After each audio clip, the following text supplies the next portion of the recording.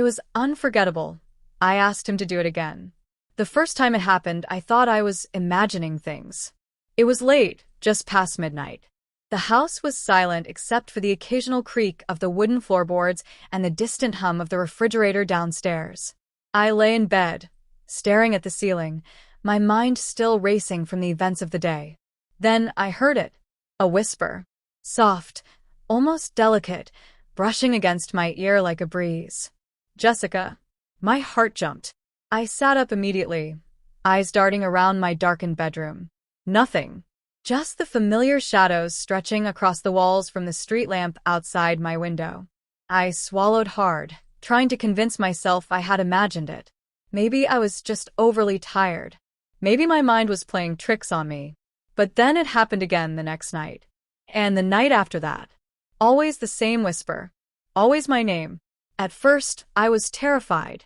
I would clutch the blankets tighter around me, squeeze my eyes shut, and try to block it out. But no matter how much I ignored it, the presence remained. It didn't feel threatening, though.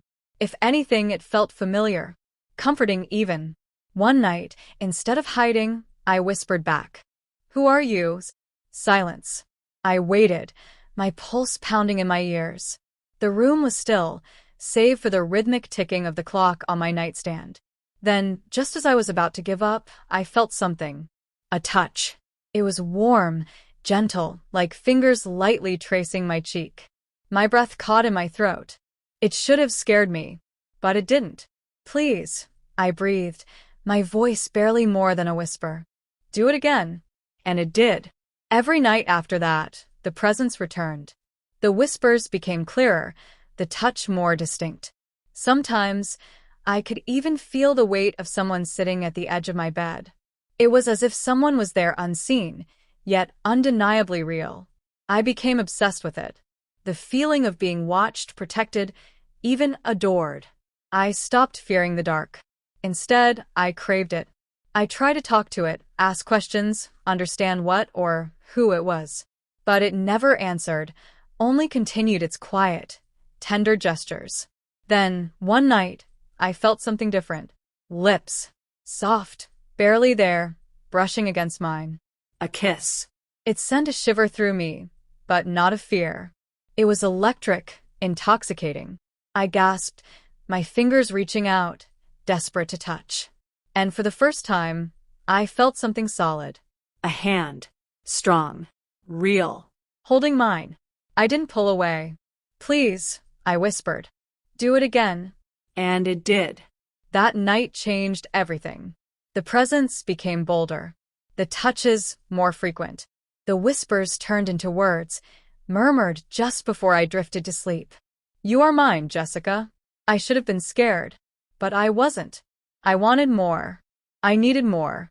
And I would do anything to keep it with me. The descent.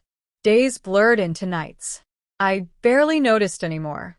I found myself retreating into my room earlier and earlier, eager to feel the presence again. I ignored texts from friends, skipped family dinners, and shut myself away from the world outside. None of it mattered. The only thing that mattered was him. Yes, I had started thinking of it as him. He never told me his name, but I felt him. His whispers grew stronger, his presence more tangible. He stroked my hair when I cried. He held me when I was cold. He kissed me when I was lonely. I never told anyone about him. Who would believe me? They would say I was losing my mind, that I needed help. But I didn't need help. I was in love. One night, as I lay in bed, I whispered, "I wish I could see you." The air shifted. A deep silence filled the room, heavier than before. My skin tingled as a wave of energy passed over me. Then, for the first time, I heard his voice clearly. "Are you sure?" I shivered, but not from fear. Yes. The shadows in the room thickened. The air grew heavy, pressing against my skin. And then, I saw him. At first, he was only a silhouette in the corner of my room. Tall. Still. Watching. Then he stepped closer. The light from my bedside lamp flickered, casting shadows across his features. He was beautiful. Dark hair. Intense eyes. A strong jawline. He looked no older than 25, but there was something ancient in the way he carried himself. He reached out, his fingers brushing my cheek. His touch was warm, solid. "You wanted to see me," he murmured. "Now you have." I couldn't speak. I couldn't move. I just stared at him, mesmerized. He leaned in, his lips hovering just above mine. "You are mine, Jessica," he whispered. I didn't resist. I kissed him. And that was the moment I sealed my fate. The price of love. From that night on, everything changed. He became more than a whisper in the dark. More than a fleeting touch. He was real. I could see him, hear him, feel him. And I belonged to him. But with his presence came something else. Something darker. My dreams became strange, filled with shadows and whispers I couldn't understand. My reflection in the mirror looked different. My eyes darker. My skin paler. People noticed. "Are you okay, Jess?" my best friend Megan asked one afternoon. "You look different." "I'm fine," I said quickly. Too quickly. She frowned. "You sure? You've been acting weird. You never come out anymore. You barely even answer your phone." I forced a smile. "Just tired, that's all." Megan didn't believe me. I could see it in her eyes. But what could I say? That I was in love with someone no one else could see? That I had given myself to him completely? That night, as I lay in bed, I whispered, "They're starting to notice." He was there instantly, leaning over me, his dark eyes unreadable. "Do they matter?" he asked. I hesitated. "They're my friends."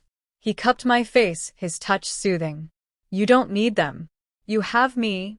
His words were a lullaby, wrapping around me like silk. And I believed him.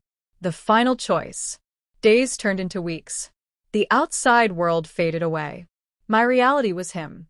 But then something changed. The air in my room grew colder. The shadows darker. His whispers became more possessive, his touch more demanding. And then, one night, he asked me the question that would change everything. "Would you stay with me forever?" I looked at him, my heart pounding. "What do you mean?" His fingers traced my collarbone. "Give yourself to me completely. Let go of the world outside. Stay with me forever." I swallowed hard. "What happens if I say yes?" He smiled. "Then you will never be alone again." I should have hesitated. I should have thought about what I was giving up. But I didn't. Because the truth was, I didn't want to be alone. I leaned in, pressing my lips to his. "Yes," I whispered. And the moment the word left my lips, everything went dark. I don't know how much time has passed since that night. All I know is that I am is now. And I will never be alone again.